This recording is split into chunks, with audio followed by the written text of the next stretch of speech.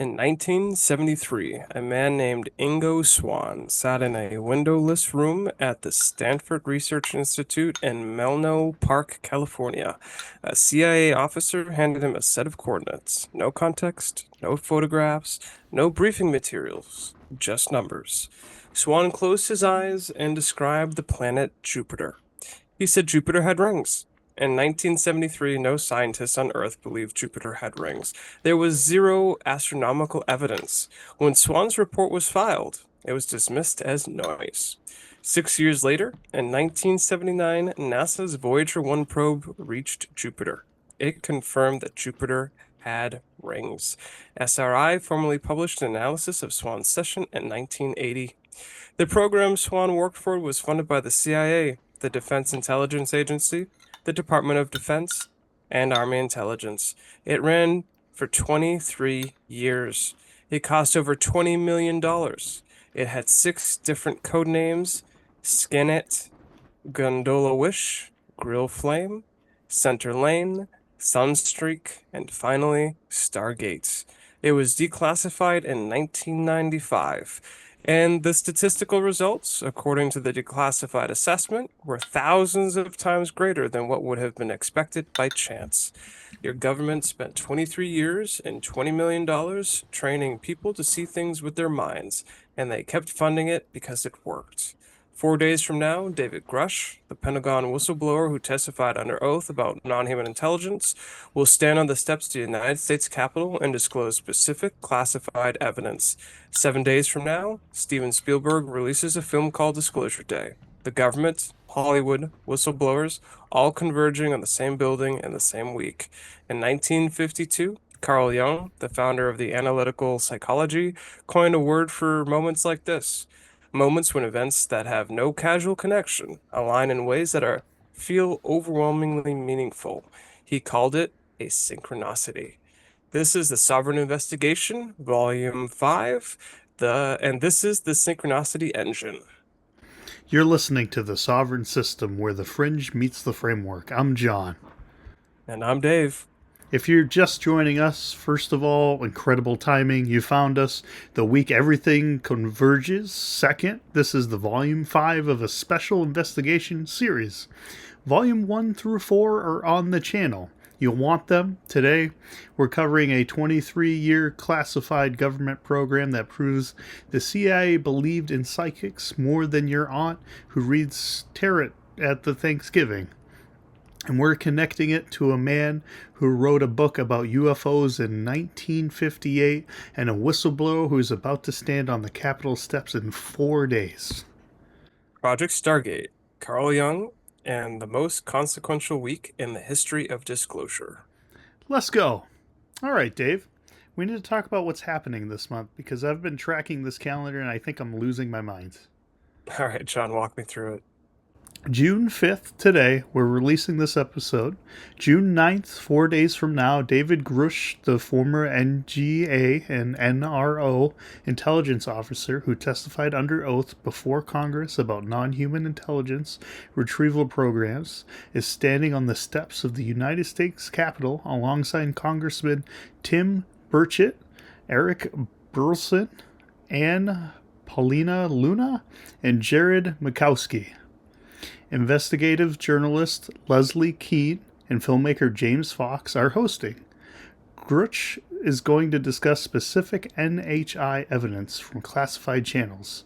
The official press release says he'll explain why these records should now be released.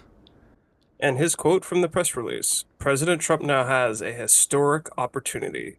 This press conference is about moving from testimony to action.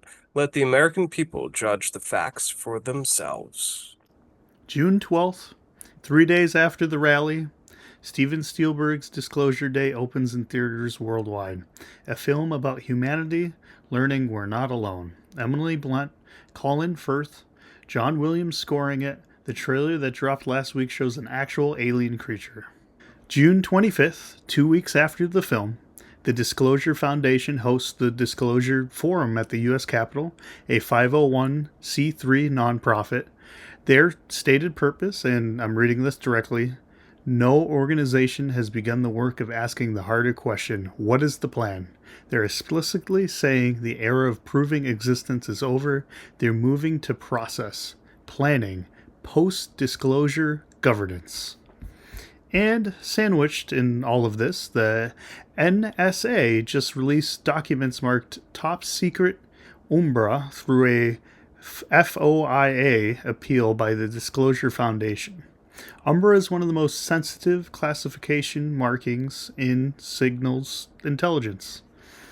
Over 1 billion people worldwide have now accessed the Pursue files. A billion. A billion with a B. So, Capital Rally, Spielberg Premiere, Academic Policy Forum, NSA Umbra releases, a billion downloads, all in June, all converging on the same story. And I'm sitting here in this room going, Dave, is this a coincidence? Carl Jung would say that's the wrong question. Hold up, Dave. What's the right question? The right question is, what is the meaning of the convergence? Because Jung didn't believe meaningful patterns required casual connections. He believed the universe produces moments of alignment that aren't caused by anything, but are meaningful anyway. He called those moments synchronicities, and he spent the second half of his career trying to understand why they happened. And he applied that thinking to UFOs specifically. In 1958, 2 years before he died, Jung published a short book called Flying Saucers, a modern myth of things seen in the sky. Ung, by the way, and that's pronounced Jung, not Jung like the jungle, Swiss German. And his argument was remarkable. He said UFO sightings were eruptions from the collective unconscious, the deep shared layer of the human psyche that contains what he calls archetypes, universal patterns, the hero, the shadow, the self. And he argued that UFOs specifically resembled mandalas, circular, luminous symbols of psychic wholeness. And they were surfacing because humanity was in a moment of existential crisis. The Cold War, nuclear annihilation, civilizational fragmentation. But, and this is the part that separates Jung from the debunkers, he didn't say UFOs are just psychological. He explicitly left open the possibility that they are also physically real. He wrote, and I'm putting this in my own words to respect the text, that it would be presumptuous to assume we know the limits of nature. He said the psychoid nature of the archetype means it can manifest in both the inner and outer worlds simultaneously. The UFO could be real and symbolic at the same time. Real and symbolic, not one or the other. Both, which is exactly why the sovereign position, and it connects directly to Valet's control system from episode 15. Valet says the phenomenon operates on human consciousness. Jung says the phenomena may emerge from the collective unconscious. Those aren't contradictions. They're two sides of the same insight. The phenomenon is the place where inner and outer meet, and the government maybe found a way to use that meeting point. Which brings us to Project Stargate. Let me set the scene. It's 1972. Nixon is in the White House. The Vietnam War is grinding on. The Watergate break in just happened, and somewhere in Menlo Park, California, about 30 miles south of San Francisco, two physicists at the Stanford Research Institute are about to start teaching people to see with their minds on the CIA's dime.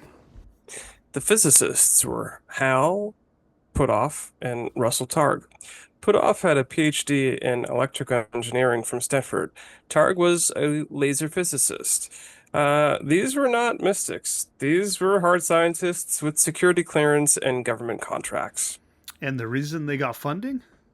The Soviet Union in the early 1970s, the CIA learned that the Soviets were investing heavily in psychic research, telepathy, psychokinesis, remote perception at institutes in Moscow and Leningrad. The intelligence concern was simple. If the Soviets developed a viable psychic intelligence capability and we don't, the balance tips in the ways that no missiles defense can counter.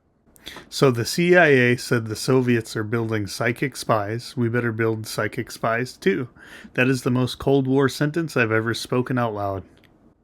Yeah, the initial program was called SKINATE. It ran out of SRI, put off, and Targ developed a protocol they called remote viewing.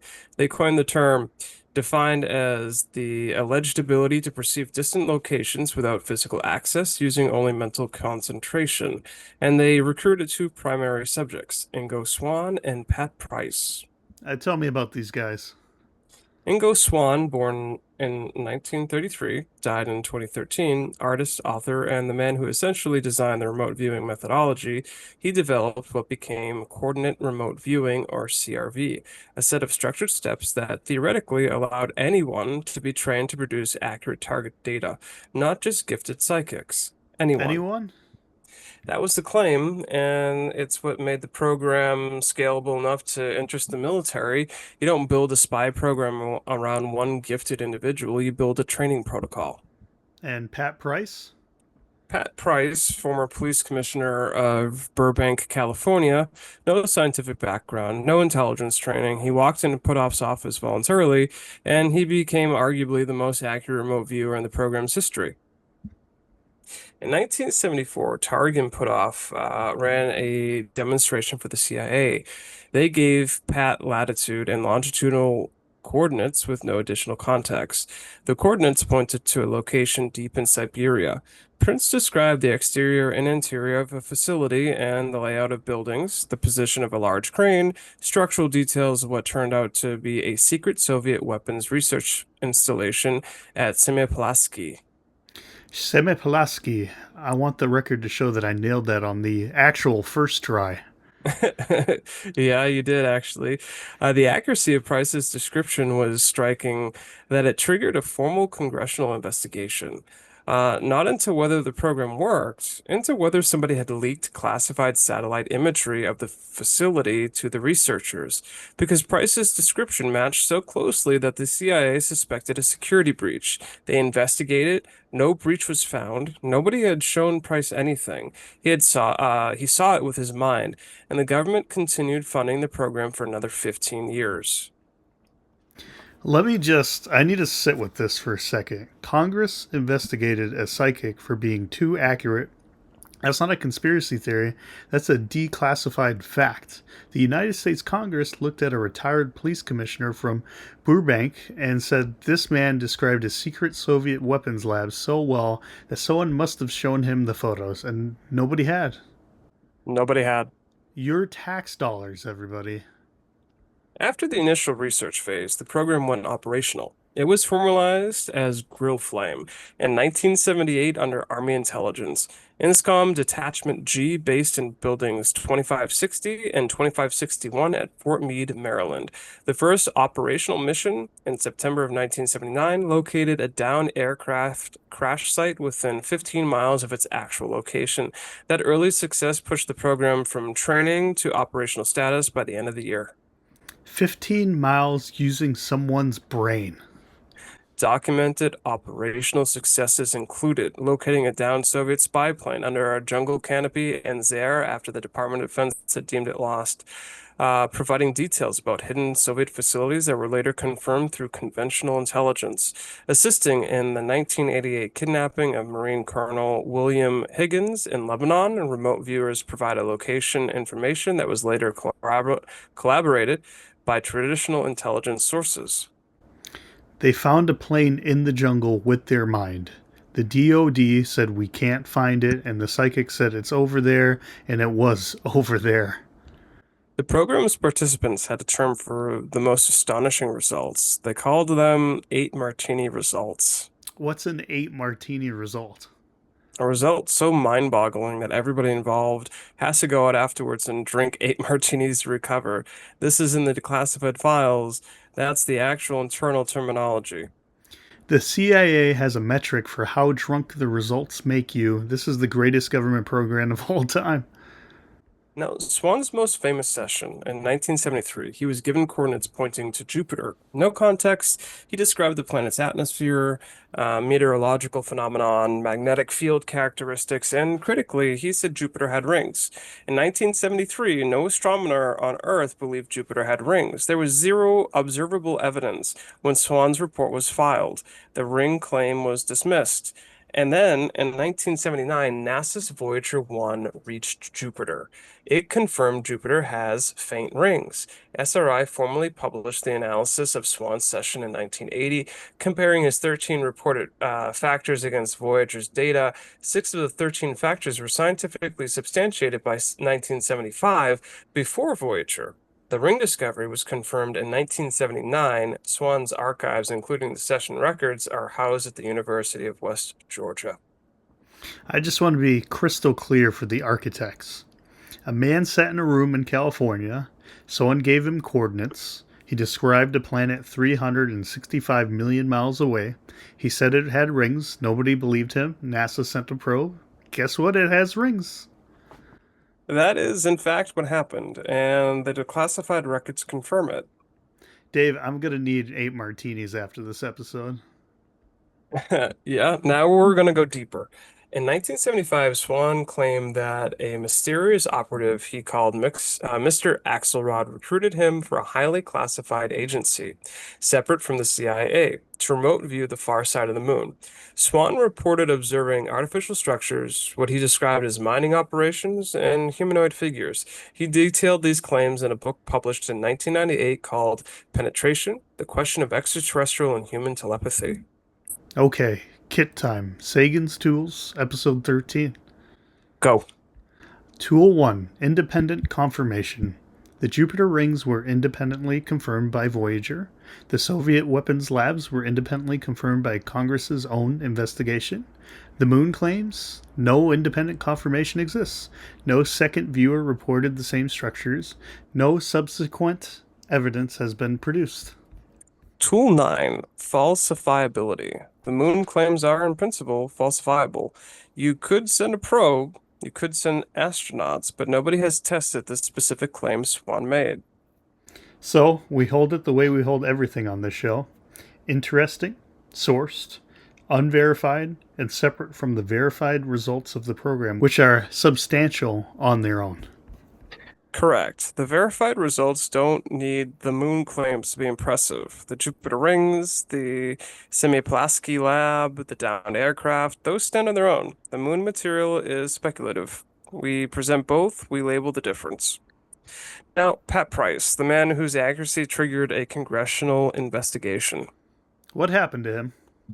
On July 14th, 1975, Price died in a hotel room at the Stardust Hotel in Las Vegas. The official cause of death was deemed a heart attack, but the circumstances are documented as suspicious. According to researcher accounts, on his way to the hotel's registration desk, a man bumped into Price. Shortly after, Price began feeling ill.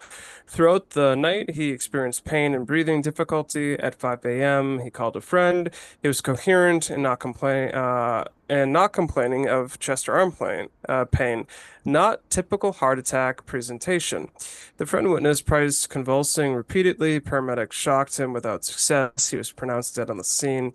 This again sounds very, very similar to, ricin and other super poisons that both the CIA and KGB were known for using on taking out important assets. And Price would definitely fit that bill. A man bumped into him, then he started convulsing? Yeah, some suspect KGB involvement. No definitive evidence has been produced, however.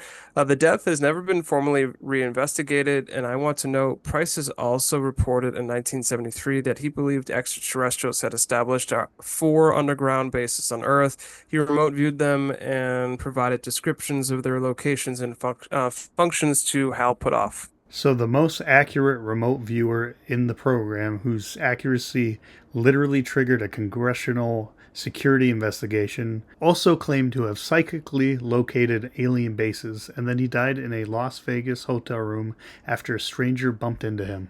And Amy Eskridge, Volume 2, said seizures coincided with her research milestones, and the Marconi scientists in Volume 1 died in bizarre ways while working on defense communications. The pattern doesn't prove anything, but the pattern exists. Run it through our frameworks. Talib, Episode 11, What's Fragile Here? A program that proves consciousness can access classified information is extremely fragile for every institution that relies on secrecy. If remote viewing works, no vault is secure. No classification level holds. The entire architecture of state secrecy becomes an illusion. And that might be why the program was officially terminated in 1995 and the results declassified, with the public framing that it didn't produce actionable intelligence. The ARR evaluation, the American Institutes of Research Review commissioned by the CIA, concluded the program had not produced intelligence of value. But statistician Jessica Utz, who participated in the review, wrote separately, using the standards applied to any other area of science, it is concluded that psychic functioning has been well established. So the CIA's own hired statistician said this works, and the official conclusion was this doesn't work in the same review. Yeah. Kuhn's Paradigm Defense, Episode 14. The institution can accept the result because the results destroy the paradigm. Now, here's where this story goes from fascinating to I need to lie down. Hal Puthoff, the man who ran the Project Stargate at SRI from 1972 to 1985, what did he do after the program? He became the founder of Earth Tech International, a research institute in Austin, Texas, focused on advanced physics, including zero-point energy and quantum vacuum fluctuations. He became a central scientific advisor for ATIP, the Advanced Aerospace Threat Identification Program, the Pentagon program that investigated UFOs from 2007 to 2012, run by Lou Elizondo, and he was involved with To the Stars Academy, the organization co-founded by Tom DeLonge, Elizondo, and Christopher Mellon to push UAP disclosure. I need the architects to hear what I'm about to say very clearly.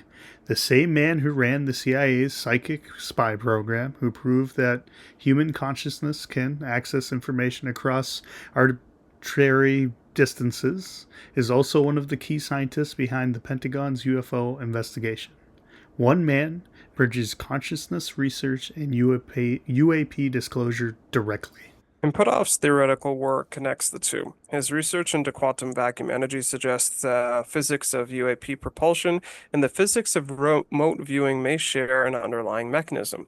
If consciousness interacts with the quantum vacuum, which is one interpretation of how remote viewing could work, then a technology that manipulates the quantum vacuum for propulsion might also interact with consciousness. That's the theoretical bridge. So, the craft and the ability to see the craft might use the same physics. That's the hypothesis. Unproven, but it explains why one man's career spans both fields. And it explains something Valet said in episode 15 that UAP propulsion might require consciousness as an operating component. If Puthoff is right, that's not mysticism, that's physics. Consciousness isn't a passenger in the craft, it's part of the engine. And Jung, our framework for today, would say, of course, because consciousness isn't produced by the brain, it's mediated through the brain. The brain is an antenna, not a generator. Episode 6. The collective unconsciousness is the field. Remote viewing is tuning in. The phenomenon is what's broadcasting. I just got actual chills, and I don't get chills. I get skeptical. But the chain of logic from a declassified government program to a Pentagon UFO investigation to a quantum physics hypothesis to Jung's collective unconsciousness, that chain is either the most elegant piece of connecting the dots I've ever heard or I've completely lost my grip on reality. Run the kit. I'm running the kit, and the kit says the individual links are sourced. The chain is speculative. The connections are suggestive, not proven, and the sovereign response is to hold it as a hypothesis, not a conclusion. Run it against future data, see what holds. Tool time. What do architects walk away with? Jung gave us a concept of synchronicity, meaningful coincidence without casual connection. But he didn't give us a diagnostic for telling the difference between a genuine synchronicity and confirmation bias. We're going to build one. The synchronicity scan 5 questions. Question 1. How many independent threads are converging? A single coincidence is noise. 2 is interesting. 3 or more independent threads converging on the same points in the same time frame is a pattern worth examining. This week, government disclosure, whistleblower testimony, Hollywood production, academic policy forum, NSA Umbra releases 5 independent threads. That passes the threshold. Question 2. Did I go looking for this pattern or did it find me? If you search for connections, you'll find them. That's confirmation bias. If the convergence presented itself without you hunting for it, it's more likely to be meaningful. We didn't go looking for the Capitol rally, Disclosure Day, and the Disclosure Forum to all land in June. They just did. Question 3. Can each thread be explained on its own terms? Spielberg made Disclosure Day because it's a commercial film opportunity. Grush is testifying because of congressional pressure. The Disclosure Forum was planned independently by a nonprofit. Each event has its own sufficient cause. They don't need each other to exist. The synchronicity is the convergence, not in any single event. That's an important distinction. A conspiracy requires coordination. A synchronicity requires convergence without coordination. If these events were secretly coordinated, that's not synchronicity, that's a plan. If they're generally independent and just happen to align, that's the interesting question. Question 4. What does the pattern mean to me specifically? Jung said synchronicities are meaningful to the observer, not universally. If the convergence of disclosure events feels meaningful to you, ask why. What does it activate in your psyche? What archetype is it touching? The hero who wants to know the truth? The shadow who's afraid of it? Self-knowledge is a sovereign response to synchronicity. Question 5. Am I responding to the signal or to my excitement about the signal? This is the pattern interrupt from episode 9 applied to synchronicity itself. The DMN loves meaningful patterns, and it will hand you a narrative before you've finished evaluating the data. The scan isn't complete until you've separated the pattern from your emotional reaction to the pattern. So, the full sovereign operating system is now the Sovereign Inquiry Protocol, 5 questions, personal clarity. The Sovereign Detection Protocol, 7 questions, claim evaluation. The Paradigm Audit, 5 markers, institutional suppression. The Control Audit, 4 questions, narrative manipulation. The Synchronicity Scan, 5 questions, pattern evaluation. 26 tools, 10 frameworks, 16 episodes, and it all started because Dave said, "What if we read some books and talked about them?" That's not how this started. That's exactly how this started. Sovereign win, homework.